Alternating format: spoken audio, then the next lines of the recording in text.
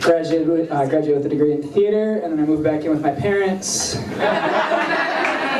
that's what you're supposed to do when you get a theater degree. It's part of the 4-year plan. It's a prerequisite. It's 1 design class, 3 acting courses. You go back home, you work the job you worked while you were in high school. Which a lot of you might think that sounds like a step in the wrong direction, and I'll tell you, it absolutely is. It's not even a lateral move. I'm going backwards. It's fun. I do like living with my parents, not only because it's free, but also because they're retired, which means that they do retired people things all the time. For example, my dad buys rocks off of the internet now. That's how he spends his time. And he gets super excited about these rocks. He'll call me into his office. Like, I'll be at home, and I'll just hear him be like, hey, get in here. I'll be like, what's up, Dad? Did you get new rocks? Got new rocks. Check out these rocks. I'm like, oh, that's cool, Dad. What is that, quartz? He's like, no, but this is. Like, this is quartz. You want to see quartz? Put that one down. Pick this one up. This is the rock you want to look at. You want to see quartz. It's like, Dad, why do you do this? Why are you buying rocks on the internet? And why are you keeping them in a Crown Royal bag?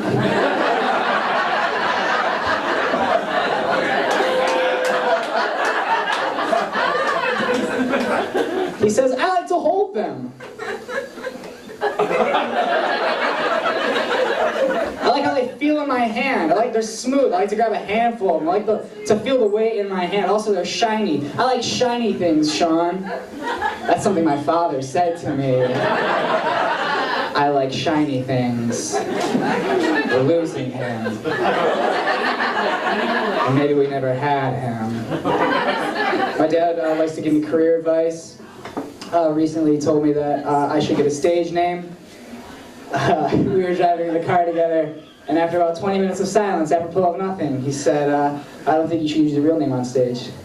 I said, yeah, let's absolutely talk about this.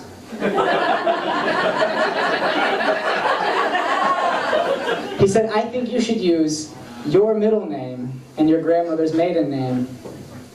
Yeah, Dad? David Wild?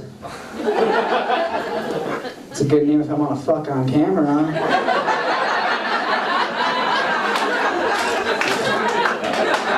Not something I'm super interested in, if I'm honest.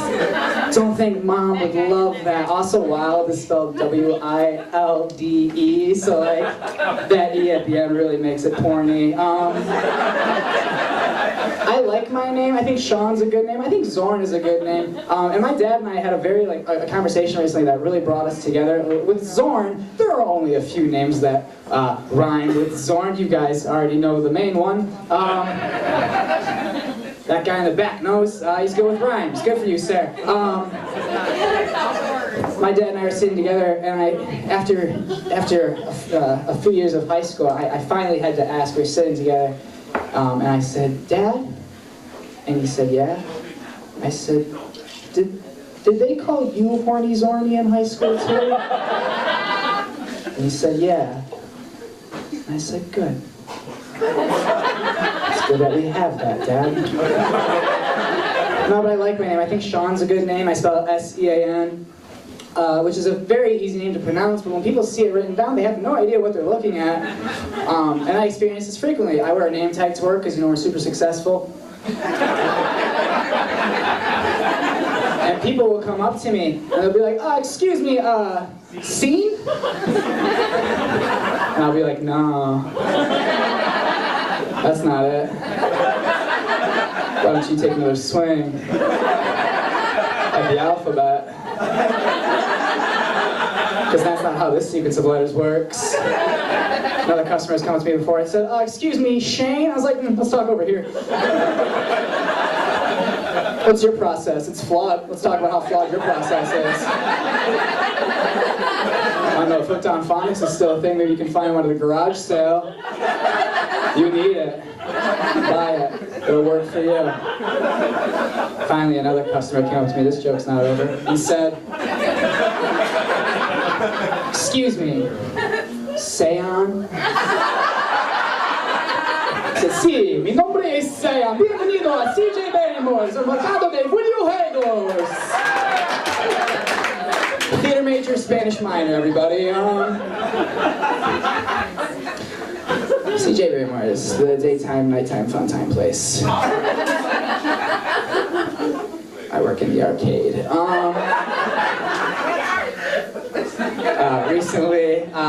Recently I flew to Seattle to visit my brother. He lives out there with his wife. And I flew with Spirit Airlines. Absolutely, we are all on the same page. Garbage company, those people are. Spirit Airlines recently got into some hot water because they tried to get raunchy with their ads, because they're trying to appeal to millennials. Because Spirit Airlines is like the Taco Bell of airlines. We know who it's really for, and we know who's really using it. And you can treat us however you want. We only have this much amount of money. But they got into some hot water because they're trying to appeal to millennials, and they're trying to do that by getting raunchy with their ads, because that works. And that's what we like. And one of the ads says, hey, we're just really excited about the construction of our 69th airplane. Great, Spirit Airlines, awesome. That's nothing. That's not an achievement. Another Spirit Airlines ad says, hey, we really like our MILFs. Stay with me. And remember, I didn't write it. I'm dunking on them right now. And MILFs was an acronym for Many Islands Low Fares. Which is also nothing. That's garbage. I sat next to a woman on the plane on the flight, and she was the kind of person. I sat near the back of the plane, and she was the kind of person that when you sit in the back of the plane and you see this person get on the plane, you know that's who you're sitting next to. And you spend a lot of time like your seat's empty, you're like, oh, maybe I'll get the aisle. They've already said the flight is completely booked, but you're like, you still holding out hope. But I see this woman get on the plane, I go, there you are. You're my buddy. She sits down next to me. She pulls out baby wipes and starts wiping down everything in front of her. The latch that releases the tray itself, the touch screen. And I think, okay, this is going to be a long flight. Maybe I'll just read my book.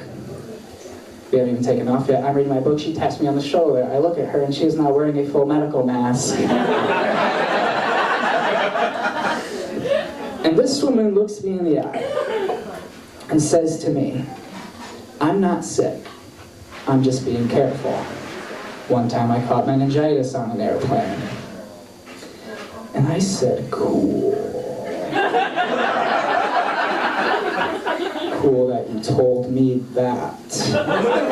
And I didn't want to forget this person, so I pulled out my notebook and I wrote down meningitis lady. Which I think is a spot-on nickname for her. And she saw that I was writing, and she taps me on the shoulder again. She says, oh, are you some sort of writer? And I said, yeah, I'm a comedian. And that is funny. And she said, oh, are you gonna tell any jokes about me? And I said, no.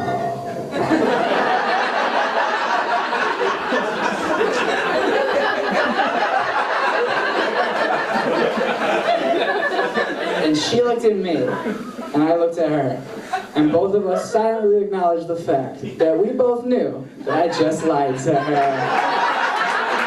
Guys, my name is Sean Zorn. He has been outstanding. Thank you very much for having me.